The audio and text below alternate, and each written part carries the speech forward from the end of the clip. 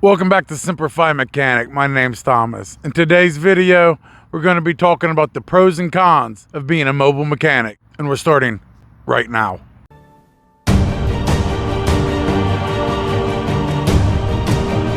Alright guys, we're going to be talking about pros and cons of being a mobile mechanic. I get this question a lot. A lot of people ask, what's the difference between a mobile mechanic and a traditional mechanic, or a shop mechanic, dealership mechanic? And I always start it off the same way. I always tell them, well, the best thing is you're your own boss. You get to set your own hours. They're like, man, that's great. I bet it's great being a mobile mechanic. And it can be, and it is, but there's a lot of negative things as well. And like I said, the number one thing is you're your own boss. You get to set your own hours. But with that, you have to be very disciplined, because it's very, very easy to cancel that job or not to take that job or to sleep in a couple hours later. So you got to be very disciplined if you want to grow this business, because you can be lazy and get by. But if you want to prosper and make the most money you can, you need to hustle. Here's one that's a pro and a con. Inclement weather. So when it's raining and snowing, that can affect your job. A lot of mechanics or mobile mechanics won't take that. But you need to be able to respond to them calls even if it's snowing, or even if it's raining. A shop mechanic or a dealership mechanic, they're inside, so the inclement weather isn't bothering them as bad. But with you, you're checking the Weather Channel every single day. You gotta think, I live in Columbus, Ohio, 4 inches of snow, 18 degrees out, and you're underneath a car changing motor mounts or something. Like, you'd be hating life. So the inclement weather can affect you hugely. But with that inclement weather, you can also take advantage of that, and you can charge more. A lot of mobile mechanics or other places won't respond out there. You don't want to take it to a shop. You only have enough money just for the parts and labor. You can't get it towed or whatever the case is. Well, now, instead of it being a $200 job, I'm going to be charging $300, extra $100 for me to come out there. We're going to be jumping back between pros and cons. I'm just going off the top of my head. Like I said, we could talk about this stuff all day. But if you're somebody that's working at a shop and you're thinking about starting your own mobile mechanic business, or you're just now getting in the field and you're thinking, should I be a mobile mechanic or should I be a traditional mechanic? So I'm going to be jumping on both sides of this. As a mobile mechanic, you're going to be a small business owner. As a traditional mechanic, you're going to be working for someone else. You're going to be getting hired in at an independent shop. You're being hired in at a dealership. So you're not going to be your own boss. You're going to be working for someone. As the mobile mechanic, you'll be starting your own business. Great thing about being a mobile mechanic and starting your own business is very low startup cost. You do not need $20,000 to start being a mobile mechanic. It would be great if you had that money, but you don't need that. It's very low. I mean, you can do it for less than $500 or less than $1,000. All you need is a vehicle, a good jack, 200 or 300 piece socket set. That's all you need to start with. And you can go out and start taking jobs. And then when you do need tools, you'll find out what you need and you'll go and get them 1 or 2 at a time, or you can rent them from AutoZone or Napa, something like that.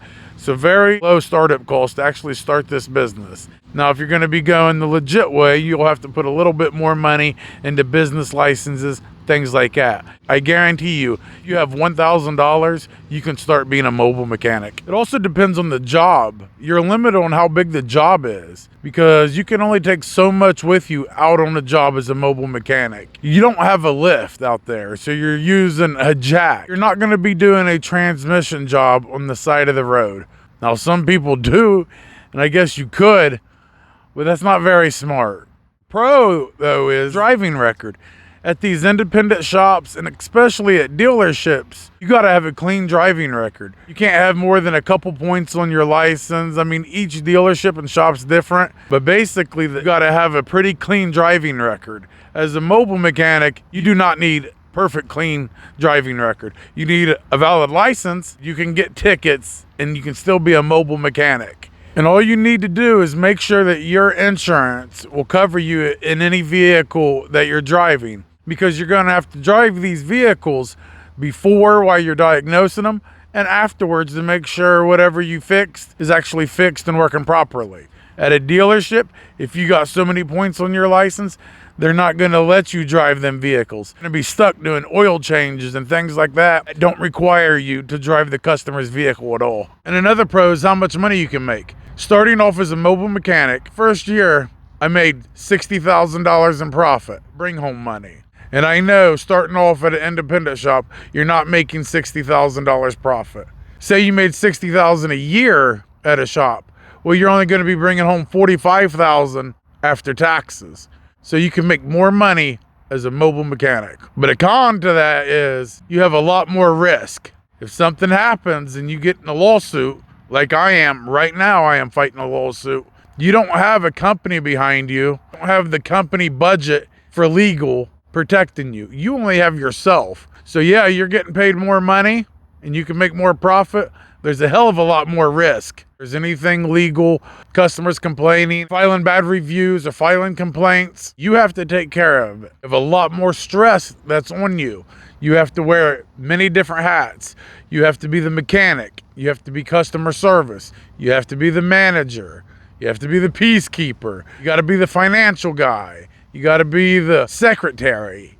You got to wear all these different hats as a mobile mechanic, and it can become very, very stressing. There's no buffer between the mechanic and the customer. As a mobile mechanic, you got to deal with it all. You got to figure out how you're going to file your business as a corporation or an LLC. To be on the payroll, are you paying yourself?